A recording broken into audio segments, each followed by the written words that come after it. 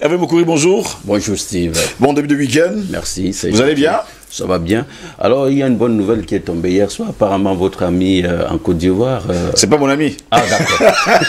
Je voulais vous l'entendre dire.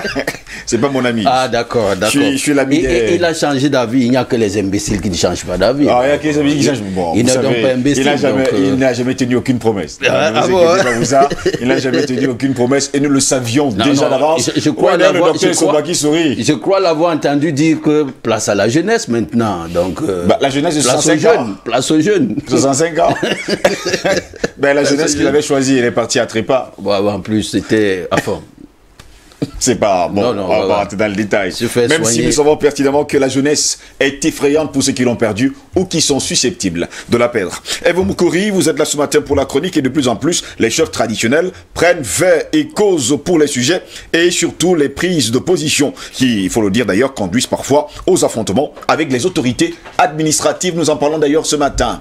Tout à fait. Avant donc d'ouvrir le débat sur la question, il faut dire que la cession du Cameroun à l'indépendance n'a pas effacé l'autorité des chefs traditionnels en optant pour un compromis entre tradition et modernité. On avait donc d'un côté l'autorité administrative et de l'autre côté l'autorité traditionnelle. Le caractère légitime du pouvoir traditionnel conférait aux chefs un ensemble de prérogatives avec parfois des abus tolérés par l'administration, surtout lorsque ces abus-là ne portaient pas ombrage à l'intérêt de cette administration, justement. Au Cameroun, le pouvoir traditionnel occupe une place prépondérante, importante aux yeux des populations. D'un village à l'autre, les dépositaires de nos traditions ont des attributions qui font d'eux des acteurs incontournables. Il faut le dire, dans la vie de la société. C'est fort de cela que la loi organique portant statut, n'est-ce pas, et attribution des autorités traditionnelles et coutumières précise bien dans son article 2, il y a d'ailleurs un pape du droit dans ce studio, il va confirmer tout à l'heure, les autorités traditionnelles et coutumières sont les collaboratrices. Les autorités traditionnelles et coutumières sont donc les collaboratrices de l'administration. On comprend donc pourquoi la chef Campo là-bas avait dit que je suis du côté de Campo, je suis votre collaborateur. Seulement, elle a oublié l'autre aspect de cet article, c'est que ces autorités traditionnelles sont placées sous l'autorité et le contrôle des chefs des unités administratives de leur ressort. Donc on voit le préfet, sous-préfet et autres. Elles servent donc de relais entre l'administration et les administrés. À l'époque du parti unique, ces deux entités travaillaient vraiment en parfaite harmonie. La puissance du régime quasi-dictatorial phagocytant presque les chefs traditionnels en leur accordant une marge de manœuvre afin de mieux maîtriser leur sujet.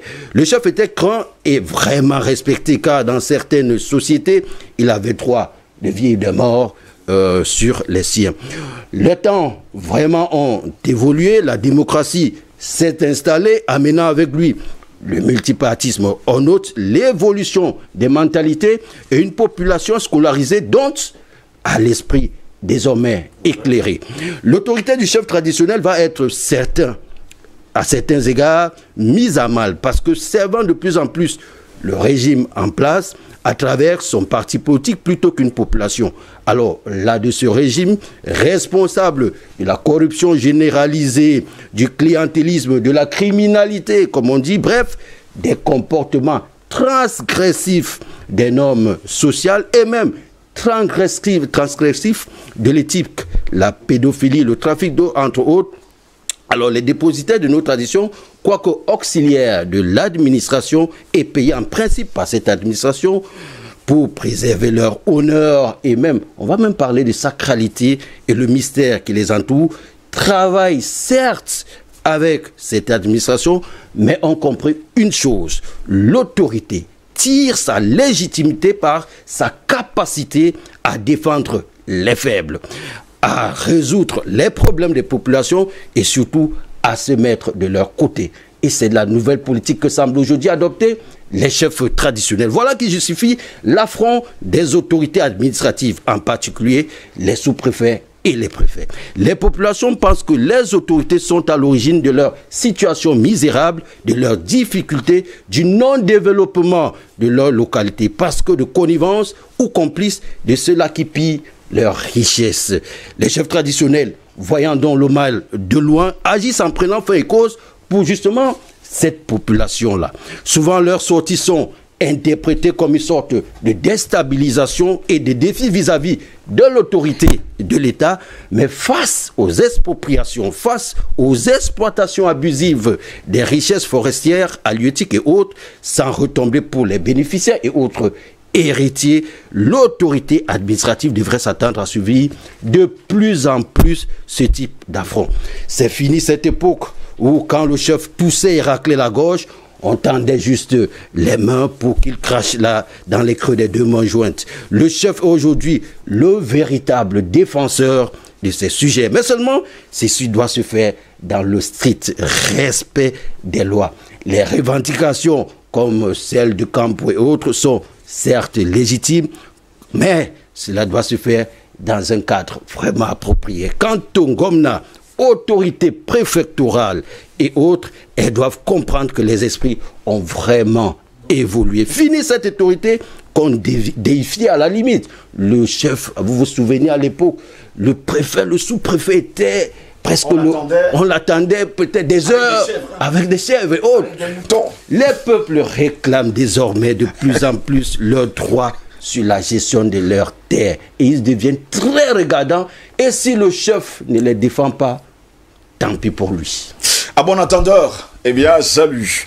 Bien, Hervé Moukouré, on l'a compris. Hein, et d'ailleurs, il y a le pape de droit qui est dans ce studio ce matin. On ne va pas également oublier l'article du 15 juillet 1977. Hein, c'est à partir de là qu'est née justement l'autorité administrative. Mais avant cela, il y avait également l'autorité traditionnelle. Et on sait pertinemment une chose, c'est que c'est un problème d'ego, finalement. C'est un problème d'ego, mais il y a la loi. Il y a la loi, mais...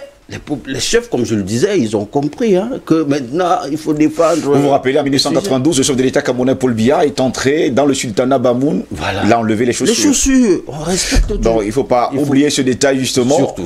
Oh, j'ai cherché l'image, hein, j'aurais voulu tellement avoir cette image ce matin, justement, pour la montrer aux téléspectateurs. Bon. D'ailleurs, dès qu'il a pris les fonctions, qu'est-ce qu'il a fait? Il a fait le tour du Cameroun, justement. Il est entré dans toutes les chefferies. Bon, la preuve, il est là... presque 40 ans après. 40 ans après, tous justement. Les pouvoirs sont... Tous les pouvoirs sont sur son dos et sur sa tête. Sur sa tête. Voilà. Eh bien, notre sujet de ce matin, ce sera bien sûr conflit entre les autorités administratives et les chefs traditionnels. C'est quoi l'origine du malaise? C'est notre grande interrogation lors de ce débat de ce matin. Merci à vous, Moukouri, d'avoir été là ce matin. Je vous souhaite un bon week-end.